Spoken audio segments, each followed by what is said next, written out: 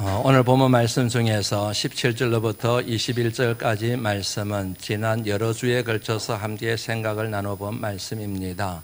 정말 꼼꼼하게 살펴본 것 같습니다. 그럼에도 불구하고 여전히 이 말씀이 하나님께서 이 말씀을 통하여 저와 여러분들에게 주시고자 하는 메시지는 더 많은 것 같습니다.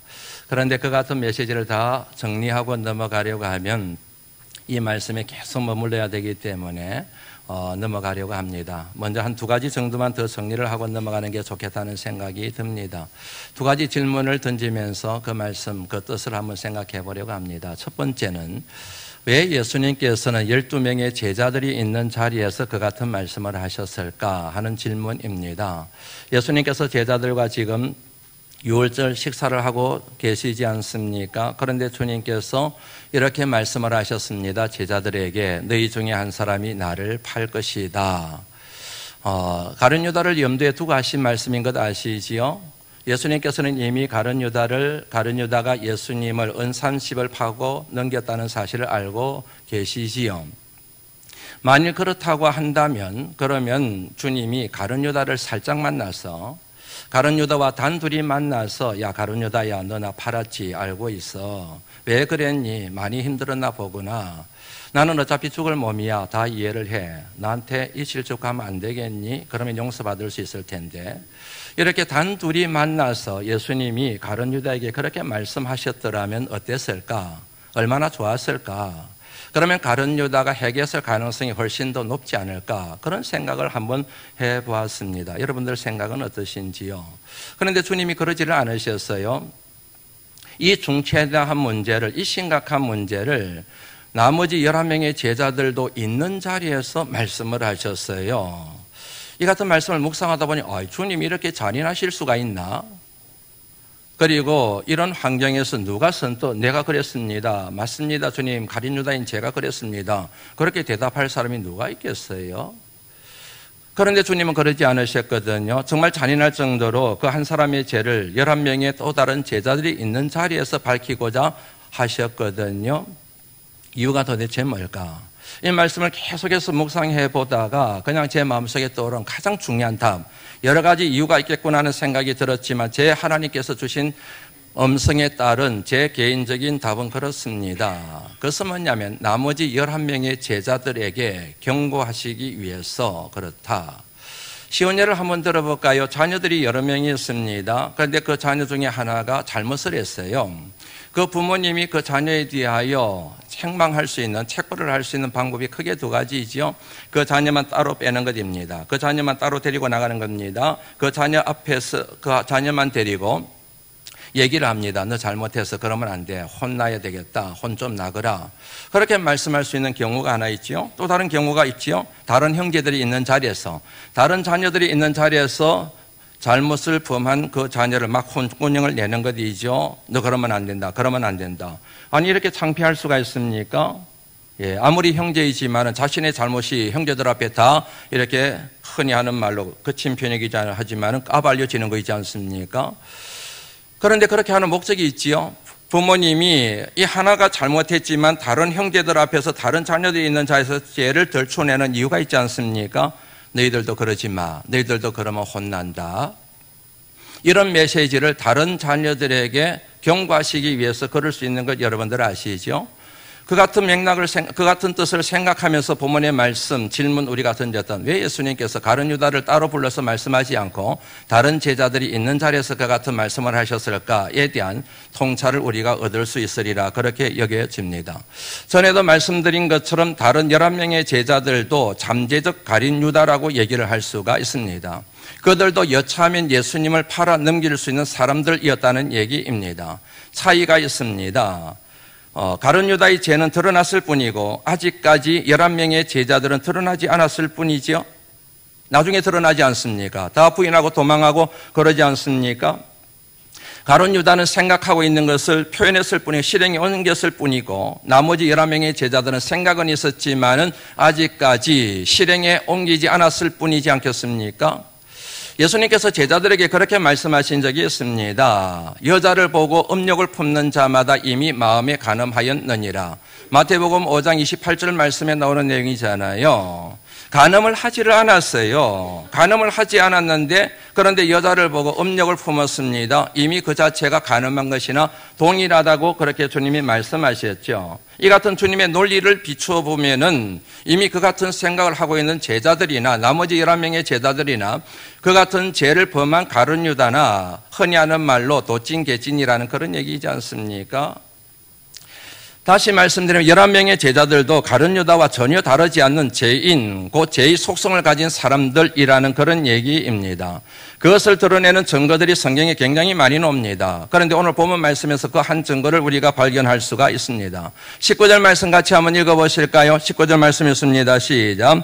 그들이 근심하며 하나씩 하나씩 나는 아니지요 하고 말하기 시작하니라. 첫 번째 그들의 반응이 뭐입니까? 근심했다 그렇게 되어져 있지요. 이 같은 근심은 속마음이 들킨 것에 따른 두려움, 그 두려움의 감정을 표현한 것을 일러서 우리말로 번역되기를 근심이라고 그렇게 된 것입니다. 꼭꼭 숨겨두고 있었는데 그 같은 생각만 가지고 있었는데 나도 그럴 수 있겠구나라는 생각을 하고 있었는데 그런데 그게 예수님에 의하여 들통이 났습니다. 두려웠습니다. 근심하게 되었다는 그런 얘기이지요. 이어서 그들의 태도를 통해서 더 확인할 수가 있게 되지요. 저마다 한 사람씩 하나씩 12명이 다 그렇게 얘기합니다. 가룟 유다도 그 속에 들어갑니다. 가룟 유다와 11명의 제자들이 다 그랬습니다. 한 통속이었다는 얘기입니다. 하나씩 하나씩 하나씩 뭐라고 얘기했습니까? 나는 아니지요. 나는 아니지요. 나는 아니지요. 전부 다 그런 반응을 보였습니다. 도둑이 제발이 저리는 격인 것 감이 딱 오시지요. 나는 아닙니다. 주님 저는 그러지 않았습니다. 저는 이거와 무관합니다. 그렇게 말을 했다고 하면 해석이 달라질 수 있지만 그들의 반응과 그들의 태도는 나는 아니지요. 주님 저는 아니지요. 그렇게 말을 했습니다. 어중중한 답입니다.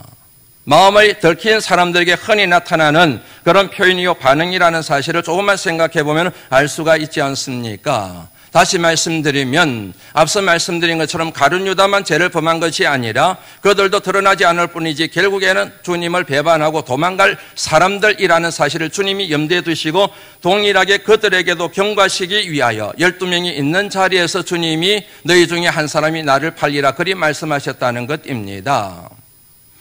하나님의 말씀을 들을 때 중요한 것들이 있습니다. 절대로 잊지 말아야 될 것들이 있습니다. 그 중에 하나가 뭐냐면 말씀의 개인화입니다. 다시 말씀드리면 듣는 그 말씀이 오늘 나에게 주시는 말씀으로 듣는 것입니다.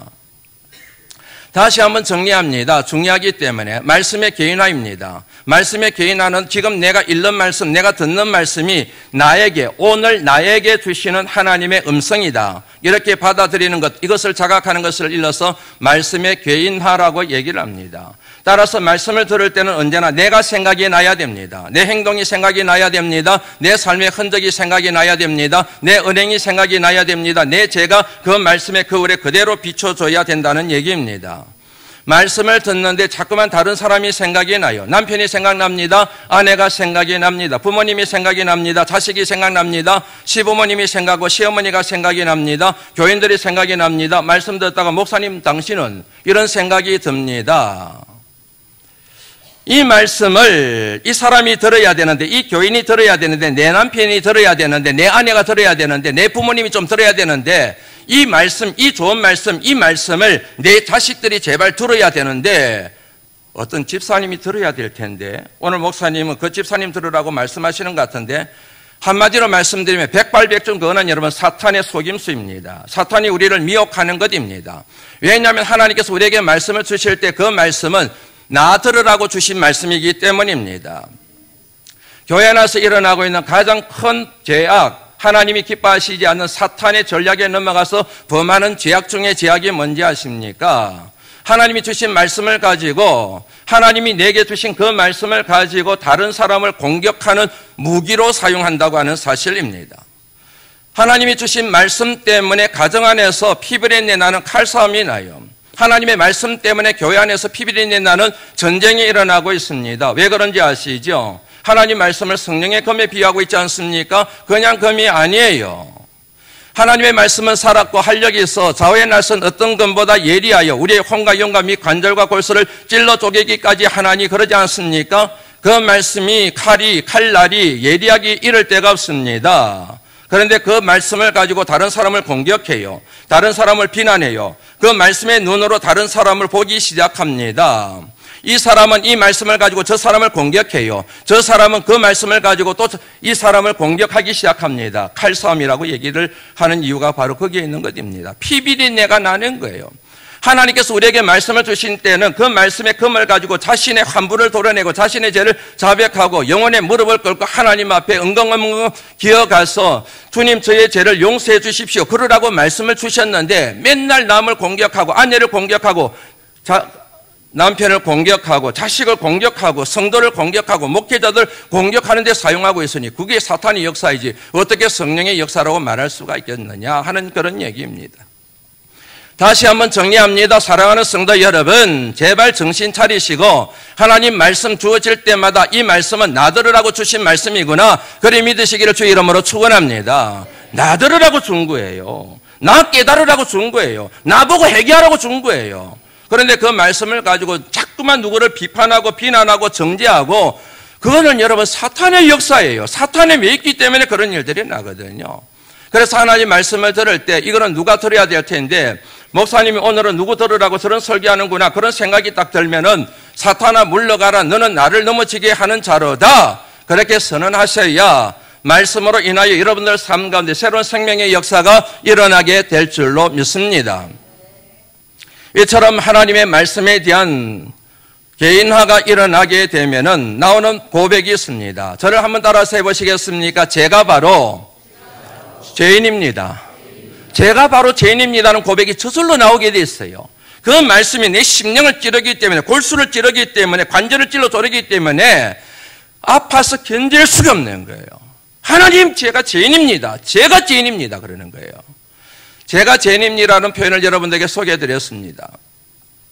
제가 죄인입니다는 표현과 저는 죄인입니다는 표현은 전혀 차원이 다른 겁니다. 내가 죄인이다라고 하는 고백과 나는 죄인이다는 고백은 전혀 차원이 다릅니다. 혼동하시면 안 됩니다. 우리말이 여러분 다르고 다른 거 아시죠? 전혀 다른 거예요. 나는 죄인입니다는 표현과 내가 죄인입니다는 고백은 천지 차이만큼이나 그 뉘앙스가 크다는 사실을 항상 자각하셔야 됩니다. 한번 예를 들어보지요. 아시는 분들은 잘 아시겠지만 김훈이라고 하는 유명한 소설가가 있습니다. 그분이 지은 작품 웬만한 작품은 다 뭐냐면은 베스트셀러가 돼요. 그분이 지은 작품 가운데 칼의 노래라고 하는 제목의 유명한 베스트셀러 소설이 있습니다. 임진왜란 당시 이수신 장군의 한략상에 대한 그것을 그리고 있는 소설입니다. 첫 마디가 이렇게 시작이 돼요. 버려진 섬마다 꽃이 피었습니다. 꽃이 피었습니다는 표현을 사용을 했어요. 꽃이 피었습니다는 표현이 있습니다. 꽃은 피었습니다는 표현이 있습니다. 두 가지 표현이 가능한 거예요. 버려진 섬마다 꽃이 피었습니다 라거나 버려진 섬마다 꽃은 피었습니다. 두 가지 표현. 어떤 표현을 이 소설의 첫머리로 사용할 것인가 이것을 결정하는데 이 김훈 작가가 밤을 새웠다고 그래요. 뭘 할 것인가 어느 걸 선택할 것인가 어떤 표현을 사용할 것인가 거기에는 중요한 이유가 있습니다. 그거는 뉘앙스 차이입니다. 꽃이 피었습니다는 이런 표현을 사용할 때는 객관적인 사실에 기반을 두었을 때 이런 표현을 사용하게 됩니다. 이가라고 하는 조사를 사용할 때는 객관적인 사실, 누구도 인정할 수밖에 없고 누구도 거부할 수 없는 객관적인 사실과 진리를 표현할 때 내가 꽃은 꽃이라는 표현을 사용하게 되는 겁니다. 그런데 꽃은 피었습니다 그럴 때는 주관적인 생각, 주관적인 정서, 주관적인 견해, 말하고자 하는 사람의 주관적인 정서에 따라서 표현할 때 뭐뭐선 피었습니다. 꽃은 피었습니다. 사과꽃이 피었습니다. 꽃은 피었습니다. 그렇게 말한다는 얘기지요. 그래서 김훈 작가는 그의 소설을 시작하면서 꽃은 피었습니다가 아니라 버려진 섬마다 꽃이 피었습니다는 표현을 선택하게 되었는데 이것은 뭘 의미하느냐 하면 자신이 말하고자 하는 이수신 장군의 한략상은 작가의 상상력에 의해서 나온 것이 아니다. 어떤 민족적인 개인적인 감정에 의해서 나온 것이 아니다. 이거는 주관적인 정서에 기반을 둔 것이 아니다. 이 내가 지금 얘기하고자 하는 모든 것들은 다 역사적인 사실에 기반을 두고 있는 그 같은 것이다. 이 같은 의미로 버려진 섬마다 꽃이 피었습니다로 정했다고 그렇게 인터뷰한 기사를 제가 읽은 적이 있습니다. 마찬가지입니다. 나는 죄인입니다. 이거는 여러분 주관적인 자기 정서와 견해에 뿌리를 둔 진술입니다. 다시 말씀드리면 죄의 기준과 판단을 내게 두는 것이에요.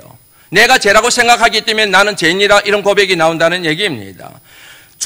자기 주관적인 정서와 견해, 어떤 뜻에 따라서 죄를 정할 때는 나는 죄인입니다 고백하지만 주관적인 정서가 아니라 주관적인 견해와 생각이 아니라 하나님의 뜻, 하나님의 말씀, 다시 말씀드리면 죄의 기준과 판단을 하나님께 두고 자신이 죄인임을 고백할 때 고백하는 표현은 나는 죄인입니다가 아니라 내가 바로 죄인입니다. 하나님 말씀이 쿡 찌르는 거예요. 맞습니다, 주님. 이 말씀에 비춰보니까 제가 바로 죄인입니다. 제가 흉측한 죄인입니다. 제가 바로 죄인 중에 괴수입니다. 이런 고백이 나오게 된다는 얘기입니다. 이 같은 내용을 가장 잘 표현한 찬양이 하나 있습니다. 인내하신 구세주여 내 말 들으사. 인내하신 구세주여, 예전에는 내 말 들으사 그랬는데 이제는 그 표현이 바뀌었어요. 인내하신 구세주여 내가 비오니, 죄인오라 하실 때 날 부르소서. 주여 주여 내가 비오니, 내가 비오니 죄인오라 하실 때 날 부르소서. 진실로 죄의 판단과 기준을 하나님께 둔 사람에게서만 나온 고백입니다. 한번 같이 불러봤으면 좋겠어요. 인내하신 구세주여 내가 비오니.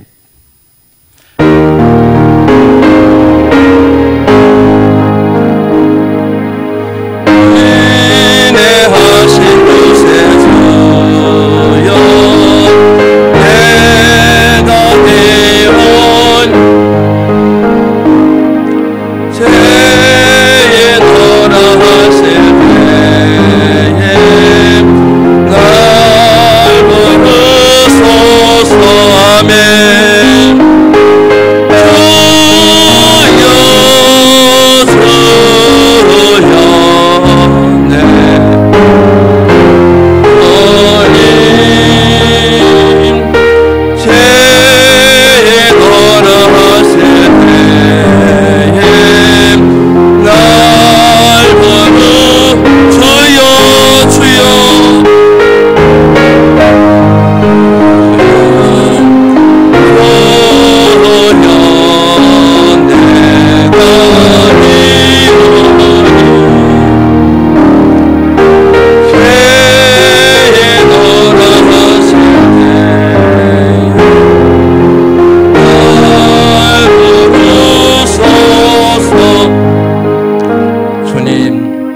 죄인오라 하실 때 날 먼저 부르십시오. 주님 죄인오라 하실 때 손은 붙잡아 가십시오. 주님 죄인오라 하실 때 이 사람 붙잡아 가십시오. 주님 죄인오라 하실 때 이 집사님 죄인입니다. 이 집사님 하나님 데려가십시오. 이게 아니라 주님 죄인오라 하실 때 날 먼저 부르십시오. 내가 죄인입니다. 제가 죄인입니다. 그렇게 고백할 수 있는 죄에 민감하고 핵에 민첩한 성도들이 되시기를 주의 이름으로 축원합니다. 두 번째 질문입니다. 오늘 이 본문의 말씀을 읽으면서 든 두 번째 질문은, 만약에 예수님의 그 같은 말씀에 가룟 유다가 예 맞습니다 주님 제가 죄인입니다. 제가 주님을 팔았습니다. 주님 저의 죄를 용서해 주세요. 그러며 마음에 무릎을 꿇었다고 한다면, 무릎을 꿇고 주님께 용서를 빌었다고 한다면 어떤 일이 일어났을까? 가룟 유다가 그러지 않았다 하더라도 11명 가운데 누구 한 사람이라도 나서서 주님 제가 바로 그 사람입니다. 제가 그런 생각을 가지고 있었습니다. 주님 제가 죄인입니다. 저의 죄를 용서해 주세요. 만약에 그같이 반응을 했다고 한다면 어떤 일이 일어났을 것 같습니까? 당사자는 용서를 받았을걸요. 그리고 주님은 어차피 죽을 몸이셨겠지만 정말로 마음 평안하게 십자가의 길을 걸어가지 않았겠습니까? 그러나 더 놀라운 것이 있었을 겁니다. 그게 뭐냐면 그 한 사람의 용기 있는 회개로 말미암아 다른 모든 사람들이 선한 영향력을 받는 것입니다. 그 한 사람이 내가 죄인입니다 그렇게 고백하는 순간 다른 사람들도 주님 제가 바로 그 죄인입니다. 제가 그랬습니다. 저도 그런 생각을 가지고 있었습니다. 모든 사람들이 다 하나님 앞에 주님 앞에 무릎 꿇고 회개하는 역사가 일어나지 않았겠습니까? 분명히 눈물바다가 되었을 것이요, 그리고 회개의 도가니가 되었으리라 그렇게 생각을 합니다. 사랑하는 성도 여러분, 죄를 짓는 것보다 더 악한 것이 있는 것 아시는지요? 죄를 짓는 것보다도 더 흉측한 게 있는 게 여러분들 아시는지요? 그게 뭐냐면 여러분, 죄를 감추는 것입니다. 죄를 속이는 것입니다. 많은 사람들이 지옥은 죄인이 가는 곳이라고 얘기합니다. 맞습니다. 그러나 정확한 표현은 아닙니다. 몰트만인가 어떤 신학자에 의하면은, 정확하게는 모르겠습니다. 어떤 신학자에 의하면 지옥은 죄인이 가는 곳이 아니라 지은 죄를 회개하지 않는 사람이 가는 곳이라 말했습니다. 저는 그 말에 전적으로 동의를 합니다. 우리는 원죄의 소성을 갖고 살아가는 죄인입니다. 하나님의 은혜를 필요로 하는 죄인입니다. 하나님의 은혜 없이는 절대로 살아갈 수 없는 죄인입니다. 죄인이기 때문에 지옥 가는 것이 아니라 지은 죄를 회개하지 않았기 때문에 지옥 가는 것이라는 이 말에 우리가 동의할 수밖에 없는 이유입니다. 천국은 의인이 가는 것입니다. 의인은 어떤 사람들입니까? 자신의 죄를 회개한 사람입니다. 그 회개를 통하여 주님의 십자가 보혈의 은혜로 용서받은 사람들입니다. 그런 사람들이 가는 것이 바로 천국이요 하나님 나라입니다. 믿으시기를 주의 이름으로 축원합니다. 그런데 내가 회개하면 나만 삽니까? 내가 회개하면 나만 천국 갑니까? 아니요. 나 한 사람의 회개로 말미암아 다른 사람이 살아나게 됩니다. 나 한 사람의 회개로 말미암아 아내가 치유되고 회복되는 역사가 일어나게 됩니다.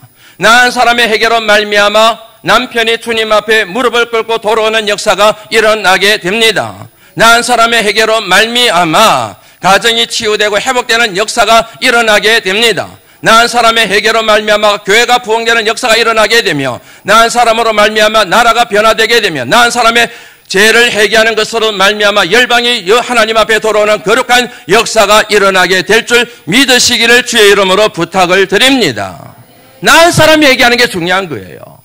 나는 회개를 하지 않으면서 남편은 아내를 향하여, 아내는 남편을 향하여, 성도들은 목회자를 향하여, 목회자는 성도들을 향하여, 국민들은 지도자를 향하여 끊임없이 질타하고 질책하고 죄를 지적하고 공격하고 비난하고 정죄하고, 그러니 평화를 우리가 경험할 수 없는, 그러니 하나님께서 우리에게 주신 그 하나님 나라의 평화를 우리가 경험하지 못하는 것이지 않습니까? 사랑하는 성도 여러분, 나 한 사람의 회개로 말미암아 이 같은 거룩한 역사가 나타남을, 열방에까지 그 거룩한 능력이 미치게 됨을 믿으시기를 주의 이름으로 축원합니다. 한번 확인하고 넘어가지요. 영상 한번 보여주시겠습니까? 1907년 1월 2일부터 15일까지 장대현 교회에서 도사경회가 열렸습니다. 6일부터 시작된 저녁 집회는 매일 약 1,500명이 참석하여 뜨거운 열기를 더해갔습니다. 그러다 마지막 이틀 동안 놀라운 영적 대각성운동이 폭발했습니다. 바로 14일 저녁 성령에 사로잡힌 길선주 장로는 설교 대신에 자신의 죄를 고백했습니다. 그는 장로였었고 신학생이었지만 철저하게 하나님 앞에 회개하는 과정을 겪지 못했었습니다. 그런데 바로 그날 저녁 성령의 은사를 받은 후에 수천 명의 교인들 앞에서 자기의 죄를 철저하게 참여하였습니다. 1907년 1월 14일 길선주가 마룻바닥에 엎드려 자신의 죄를 고백하기 시작했다. 나는 하나님 같은 놈입니다. 친구가 죽어가며 아내 대신 재산을 정리해달라고 맡긴 돈을 제 마음대로 가로챘습니다. 주여, 저 같은 놈도 용서해 주실 수 있습니까? 하나님, 제 추악한 죄를 깨끗하게 하여 주옵소서. 길선주 장로의 회개가 있은 후 성도들도 자신의 죄를 하나하나 고백하기 시작했습니다.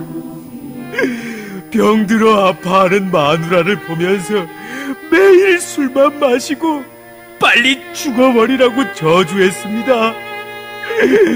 주여, 용서하소서.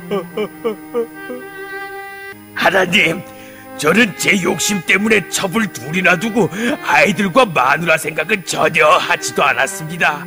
하나님이 싫어하시는 일을 일삼았습니다. 용서해 주소서.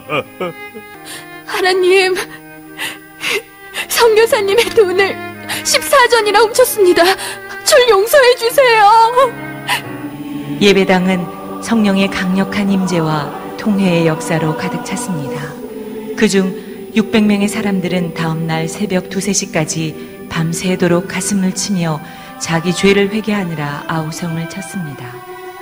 이 회개의 운동이 시작되면서 드디어 성령의 대부흥 운동이 일어난 것입니다. 장대현 교회에서 모인 지난밤 집회는 최초의 실제적인 성령의 권능과 임재의 현시였습니다. 우리 중 아무도 지금까지 이전에 그 같은 것을 경험하지 못했으며 우리가 웨일즈, 인도 등에서 일어난 부흥운동에 대해 읽었지만 성령의 역사는 지금까지 읽었던 그 어떤 것도 능가할 것입니다. 놀라운 성령의 역사는 다음날 15일에 더욱 강하게 나타났습니다. 그리고 이들의 회개는 고백과 눈물로만 그치지 않았고 구체적으로 그 죄악을 청산했습니다. 훔쳐간 돈과 물건은 주인에게 돌려주었고 타인에게 준 상처에 대해서는 찾아가 용서를 구했습니다. 이 평양 대부흥운동을 통해 소돔이라 불렸던 평양이 예루살렘으로 바뀌기 시작했습니다. 교회가 더욱 성장하고 사회개혁이 일어났으며 수많은 학교들이 세워졌습니다. 또한 이 부흥의 불길은 평양 시내로 그 주변으로 다시 한반도 전역으로 놀랍게 확산되었으며 나아가 중국 부흥운동의 도화선이 되었습니다. 100여 년 전 한 사람의 진심 어린 회개가 작은 불꽃이 되어 평양 대부흥의 불을 지폈듯이 오늘 바로 우리가 작은 불꽃이 되기를 소원합니다. 이 불꽃들이 모여 이곳에 놀라운 성령의 불이 활활 타오르기를 간절히 기도합니다. 이 땅의 부흥과 회복은 나로부터 시작되리 복음성가 가사입니다. 정말 제가 좋아합니다. 이 땅의 부흥과 회복은 나로부터 시작되리. 맞습니다, 여러분. 이 땅의 부흥과 회복은 저와 여러분 한 사람 한 사람으로부터 시작되어야 합니다. 여러분 가정의 부흥과 회복도 여러분 한 사람으로부터 시작되어야 합니다. 우리 바람바스교의 부흥과 회복도 우리 각자 한 사람으로부터 시작될 수 있음을 이 내용이 우리에게 권면하고 있습니다. 저와 여러분들의 한 사람 한 사람의 헌신과 회개로 인하여 열방의 주님 앞에 돌아오는 역사가 일어나게 될 줄로 믿습니다. 이 같은 축복의 도화선, 회개의 도화선, 부흥의 도화선, 회복의 도화선이 되는 사랑하는 성도들이 되실 수 있기를 주의 이름으로 축원합니다. 더 이상 남 탓하지 말고, 더 이상 이 사람 저 사람 탓하지 말고, 환경 탓하지 말고, 내가 죄인임을 먼저 하나님 앞에 영혼의 무릎을 꿇고 기도하는 사람이 될 때 그 같은 축복의 도화선이 되리라 믿습니다. 22절 말씀 같이 한번 읽어봅니다. 읽습니다. 시작. 제자들에게 주시며 이르시되 받으라 이것은 내 몸이니라 하시고 아멘. 헨리 나우엔이라는 유명한 영성신학자가 있습니다. 그분이 이 내용을 가지고 이 내용에 나오는 4가지 동사를 중심으로 해서 우리 그리스도인의 정체성에 대하여 정리를 했습니다. 첫째, 우리는 누구인가? 우리는 선택받은 존재들이다. 주님이 떡을 가지사라는 표현을 사용했습니다. 많은 떡이 있었습니다. 그 가운데 주님이 떡을 하나 선택하셨습니다. 주님이 떡을 선택하셨습니다. 떡이 주님을 선택한 것이 아닙니다. 마찬가지라는 얘기입니다. 우리가 주님을 선택한 것이 아닙니다. 주님이 우리를 선택하셨습니다. 이것을 일러서 은혜라고 얘기합니다. 주 예수 내가 알기 전 날 먼저 사랑했네. 내가 주님을 사랑한 줄 알았는데, 내가 주님을 찾아온 줄 알았는데, 내가 주님께 소원을 벌린 줄 알았는데 믿음을 갖게 되고 믿음의 눈이 열리게 되면 내가 주님을 먼저 찾아온 것이 아니라, 내가 주님께 먼저 손을 벌린 것이 아니라, 내가 주님을 사랑한 것이 아니라 주님이 날 먼저 찾아오셨고 주님이 내게 먼저 손을 내미셨고 주님이 날 먼저 사랑했음을 깨닫게 된다는 그런 고백의 찬양이지 않습니까? 둘째, 우리는 축복받은 존재입니다. 그 복은 구원입니다. 영생입니다. 하나님 나라입니다. 저와 여러분들은 죄로 말미암아 죽을 수밖에 없는 죄인들이었지만 이 같은 하나님의 선택으로 말미암아 구원받은 하나님의 백성들이 된 줄로 믿습니다.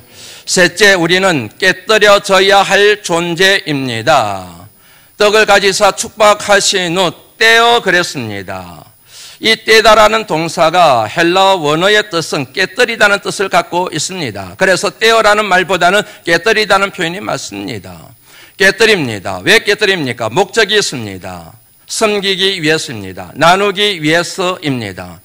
깨뜨리지 않고서는 섬길 수가 없습니다. 나눌 수가 없습니다. 지갑을 깨뜨리지 않고서는, 시간을 깨뜨리지 않고서는, 내게 있는 어떤 힘을 깨뜨리지 않고서는 절대로 나눌 수가 없습니다. 섬길 수가 없습니다. 섬기고 나누기 위해서는 깨뜨려야 합니다. 콩 한 조각을 가지고 9명이 나눠 먹기 위해서는 그 콩 자국을 깨뜨려야 되는 것처럼 깨뜨려야만 섬길 수가 있습니다. 나눌 수가 있습니다. 그래서 마지막으로 우리의 정체성은 섬기는 자, 주님께서 떡을 떼신 후 제자들에게 주시니라, 주는 자, 섬기는 자, 축복의 통로가 되어야 될 사람이라는 이 같은 네 가지 정체성을 이 승만찬 떡을 떼는 것을 통하여 우리에게 교훈을 주고 있다고 헨리 나우엔이 얘기했습니다.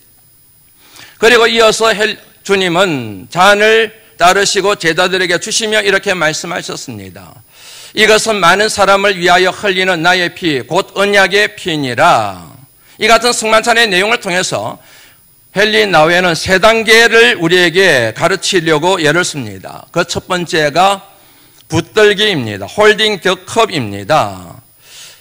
다시 말씀드리면은 이 같은 과정을 통하여 우리 자신의 신앙과 우리 자신의 인생을 심각하게 돌아보는 것을 의미합니다.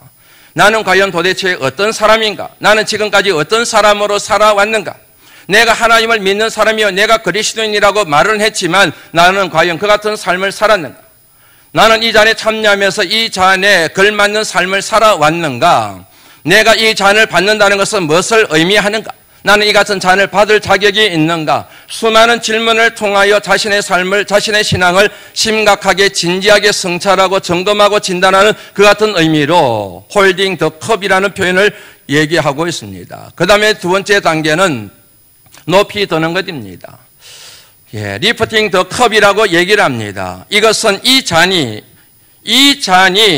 우리를 위한 축복의 잔인 동시에 세상을 위한 축복의 잔임을 선언하는 내용입니다. 내가 이 잔을 높이 들므로 내 존재를 세상에 드러내는 것을 의미합니다. 예수님께서 제자들에게 하신 그 말씀을 그대로 생각하시면 이해가 될 것 같습니다.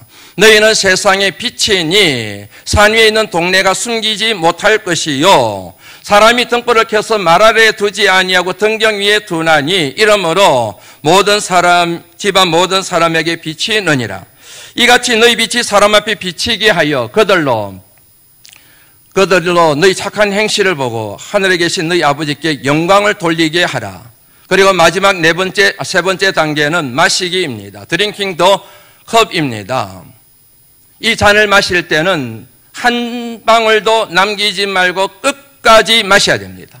완전히 빌 때까지 마셔야 됩니다. 그리고 단번에 마셔서는 안 됩니다. 조금씩 마셔야 됩니다. 음미하며 마셔야 됩니다. 여기는 두 가지 중요한 이유가 있습니다. 하나는 잔이 빌 때까지 마심으로 우리를 향한 하나님의 은혜는 끝이 없다는 사실을 우리로 하여금 깨닫게 되기 때문에, 다른 하나는 잔은 비워지지만 곧 하나님께서 그 잔을 채워주실 것이라는 소망 때문에 그렇게 해야 된다고 헨리 나우엔이 제안하고 있습니다. 저는 그 내용이 너무 좋습니다. 이를 통하여 우리는 이렇게 정리를 할 수가 있습니다. 우리는 축복을 받은 존재입니다. 우리는 선택받은 존재입니다. 우리는 구원받은 존재입니다. 하나님의 사람이 되었습니다. 이 같은 은혜를 나눠야 될 존재입니다. 섬겨야 될 존재입니다. 섬기고 나누게 됩니다. 비게 됩니다. 그러면 하나님이 채워주십니다. 믿음을 채워주시고, 사랑을 채워주시고, 소망을 채워주시고, 물질을 채워주시고, 건강을 채워주시고, 은혜를 채워주십니다. 그냥 채워주시는 게 아니라 풍성하고 넉넉하게 채워줍니다. 채워진 것을 가지고 또 나누게 됩니다. 섬기게 됩니다. 비게 됩니다. 그 빈잔을 또 주님께서 채워주십니다. 풍성하게 채워주십니다. 또 나눕니다. 섬깁니다. 또 빕니다. 또 하나님이 채워주시게 됩니다. 또 섬기게 됩니다. 빕니다. 또 섬기게 되고 나누게 됩니다. 이 같은 삶을 일러서 신앙의 여정 가운데 우리가 보여줘야 될 신앙의 모습이라는 것이 바로 이 승만찬을 통하여 하나님이 우리에게 주시고자 하는 강력한 메시지라는 얘기입니다. 이 같은 하나님의 뜻을 생각하며 마가복음 이 내용에 대한 서기를 마무리하면서, 강해를 마무리하면서 승만찬을 우리가 거행을 하려고 합니다. 승만찬에 참여하면서 먼저 305장 찬양을 한번 부르겠습니다.